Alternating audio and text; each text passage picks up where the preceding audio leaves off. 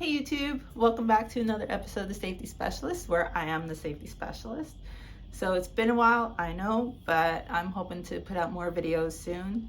Today's video is not sponsored. However, I would like to talk about United Support and Memorial for Workplace Fatalities. I'm going to be partnering with them soon in April. I'm going to be attending one of their conferences, and I'm going to be talking about fire safety at that conference.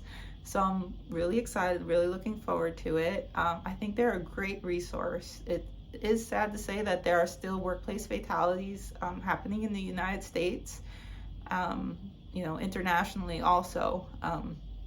However, it's great to know that there are resources out there for families. So I'm going to be including a link to their website, in the comments below for this video, so that if you're curious, maybe you know someone who could use this kind of resource.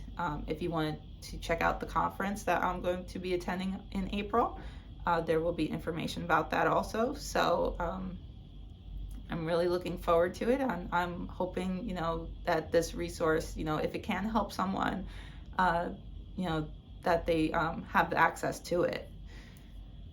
Today's video is going to be short. I'm just going to be talking a little bit about asbestos.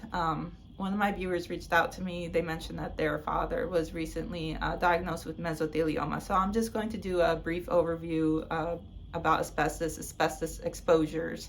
The first thing is asbestos was very popular back in the day. So a little bit of history. Asbestos is a naturally occurring material. It's mined out of the earth. It's heat resistant. It was used as an insulator in many buildings for pipe insulation, heat insulation, how now many houses have like fiberglass that are used to insulate the attics or the walls. Sometimes asbestos was used. You're more likely to come into contact with asbestos in the workplace. It was also used for tile floorings. So if you have 9x9 floorings, they may be containing asbestos, just so you know. Now, if you're in the workplace, how would you know if you're being exposed to asbestos? One of the ways that you would know is signage. Warning, contains asbestos. Warning, asbestos. Another way that you would know is through annual training.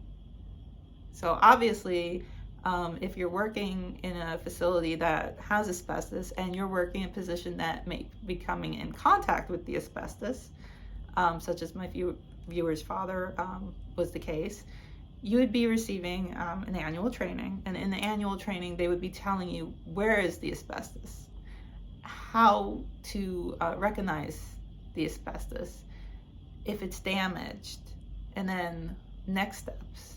If you become in contact with the asbestos, what your next steps are if you've had an asbestos exposure.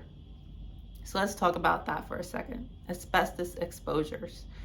If you're a maintenance or house cleaner, any kind of job really, if you're working in an area that has asbestos, but you're more than likely to come in contact with it while you're doing any kind of maintenance or cleaning work in a mechanical machine room, because again, it was used mostly for pipe insulation.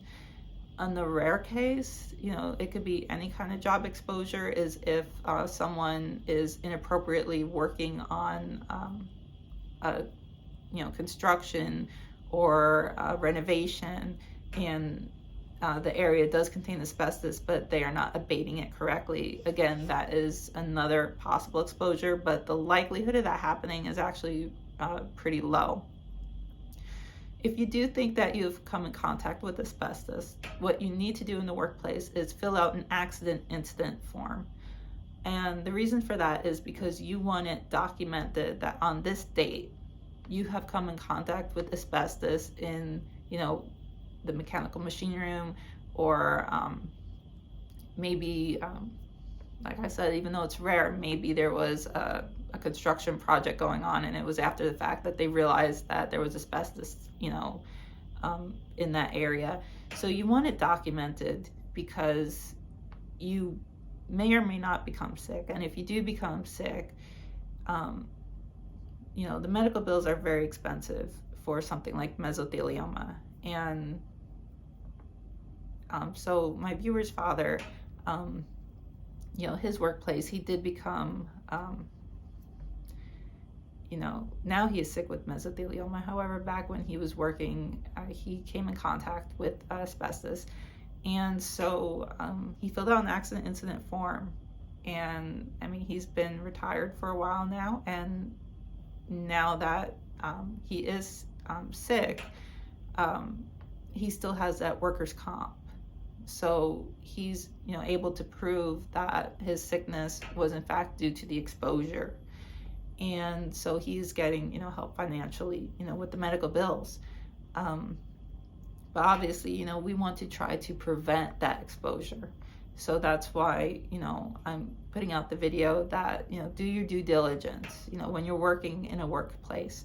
If you're a maintenance person and you're asked to work on pipes, and you look at the pipe and something just doesn't look right, something doesn't feel right, maybe a section of pipe insulation looks different than the newer pipe insulation, but you're still not sure, what should you do? You have a right to know, which means that you have the right to ask who's ever asking you to do this work.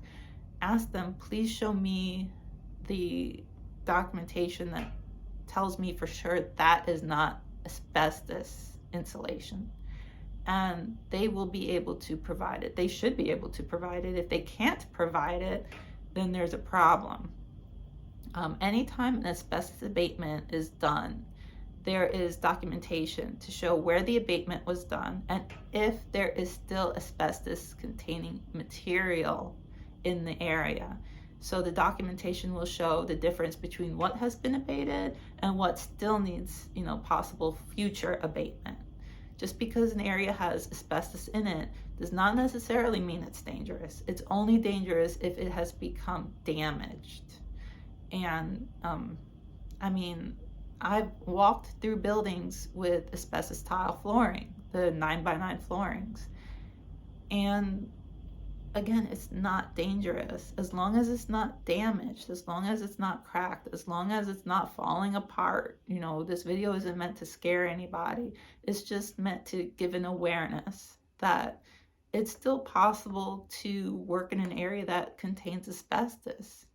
And, what you should do if you're not sure if it's safe or not. And that is, ask the facilities directors, ask the safety specialists. It's, our jobs to make sure you're safe in the workplace. If you come across a 9x9 tile and you notice that, part of it is cracked, part of it broke off, report it. Please report it. Let, the safety specialists, let the facilities, directors, fix it. Make sure that the damage doesn't spread. Make sure that it's properly taken care of so it reduces the possibility for exposure. Sometimes I think maybe there is a disconnect where people aren't sure whether something is reportable or it's not reportable.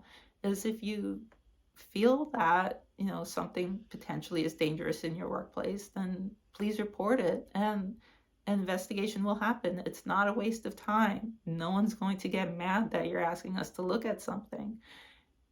It needs to be done because, again, you want to ensure your safety and the safety of those around you. Let's talk about residential. Let's say you're thinking about buying a home or maybe renting an apartment. You're more likely to come in contact with asbestos if you're going to be, purchasing or leasing a home. Apartments, not too much. Again, you're not going to be going into any kind of mechanical equipment room, unless, that apartment has the 9x9 tiles. The likelihood of you coming in contact with asbestos is pretty low. Again, if the buildings were built, prior to the 1970s, it is possible that somewhere, there is asbestos. So let's talk about houses. If you're thinking about leasing or buying a house, how do you know if there's asbestos in it? Unless you're a trained professional, you might not be able to recognize what asbestos looks like. So who do you ask? Well, if you're looking to purchase a home, there should be a disclosure in the purchase agreement. And that disclosure will tell you if the previous owner knows if either lead or asbestos is present in the home, or if there's been any kind of damage where the insurance company had to do a payout to do a renovation, it may be in that paperwork also. But you're going to be relying on the previous owner or the current owner to let you know whether or not they know it or not, and they may not know. So, that's where home inspections come in. And during the home inspection, you could ask the inspector, hey, I see this house was built in the 1950s, and I was just curious if you could identify asbestos insulation or not. And if they can't, they know someone who can. So even though it might cost a little bit extra money up front, it is very worth it to get those inspections done prior to purchasing the house, or even signing a lease agreement. You could ask, hey, these pipes look a bit damaged. Do you know whether they're asbestos or not? I just want to make sure I don't risk possible exposure.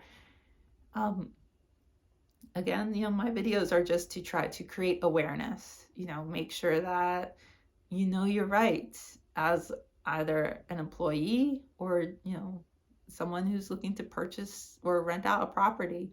It's knowing how to keep yourself safe.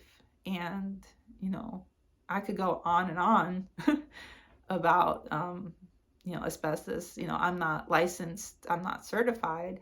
However, I have worked with companies who are, and, that's why I know the importance of, knowing your rights, knowing how to ensure that you're safe.